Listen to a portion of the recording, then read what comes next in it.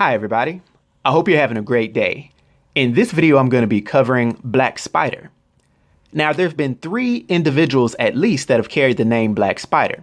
The first and main Black Spider, which I'll call him, is Eric Needham, and he made his first appearance in Detective Comics issue number 463 in September of 1976.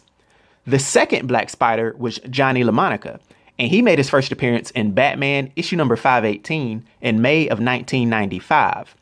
And the third Black Spider was Derek Coe, and he made his first appearance in Birds of Prey, issue number 87 in December of 2005.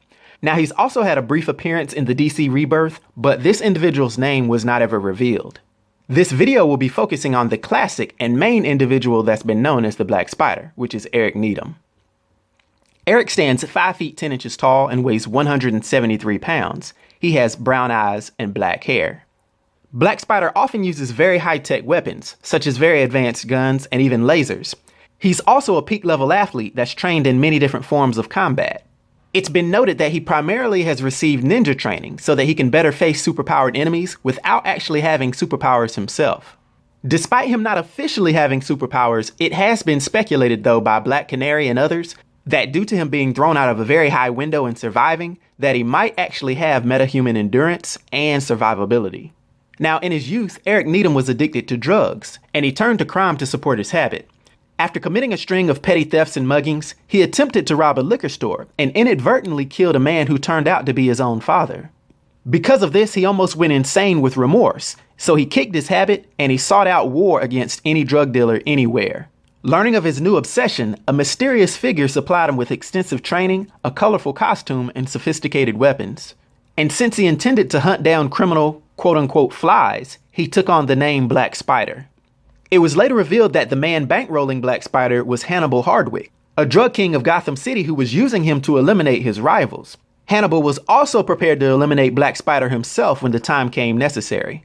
When Needham found all this out, he tried to kill Hannibal, but was stopped by Batman. Over the years, his continued confrontations with Batman reached a level that he felt like he needed to ally himself with other criminals that Batman had put away. Needham eventually found out that he had had a son named Michael by a junkie named Linda who he had been intimately involved with during his time as an addict.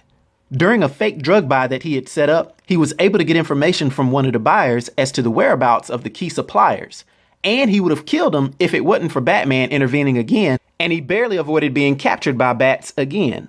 Unfortunately, it turned out that the man Black Spider interrogated was Linda's supplier, and word got back to the main distributor, Bret Yale, who had his men then supply her with a fatal dose of heroin. The next time Needham visited Linda and his son Michael, they were both dead from an overdose. It seemed as if Michael had gotten up to get a snack and found what he thought was sugar inside of a cereal packet. This was actually Linda's secret stash, and he had sprinkled it all over his cereal and then eaten it. Being overwhelmed that Linda and his son had died as an indirect result of his own actions, Needham now felt that he had nothing to lose, and he decided to target Yale's warehouse and finish the gang's operation once and for all, but not before writing a note for Batman to read detailing the whereabouts of Yale's drug front, just in case he failed to take it down himself. Needham, as Black Spider, infiltrated the warehouse and managed to kill most of Yale's men, but was eventually overpowered by the rest of them and gunned down.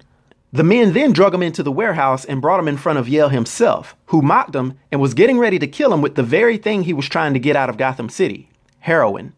Just as Yale was getting ready to give him the lethal shot of heroin, Batman arrived and took him down.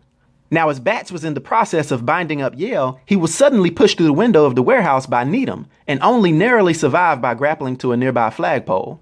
While Yale was surprised by this, he actually still took pleasure in taunting Needham, gloating that it would be too bad that he wouldn't die stoned. As it turned out, though, it was Needham who would have the last laugh, as he lifted up the shirt of his costume, revealing plastic explosives strapped to his chest. Batman could only watch from a distance as the warehouse exploded, killing Needham, Yale, and everyone in the process, effectively shutting down the operation for good. But Needham was later seen in the comic book Sandman, where his soul was sent to hell, and he eventually escaped from there when Lucifer left his throne. Subsequent to this, he was also seen in DC's New 52 relaunch, and there he appears with the Suicide Squad alongside Harley Quinn, El Diablo, Deadshot, King Shark, Savant, and Voltaic. In this Suicide Squad series, he resents being called a criminal and working alongside those that he feels are actually his enemies. Now, due to his possible powers and abilities and his influence on the DC universe, for my 1 to 10 rating, I'll give Black Spider a rating of 3, which is a proselyte rating. I hope everyone enjoyed the video. I'll talk to you next time. Be sure to like and subscribe to The New Sage.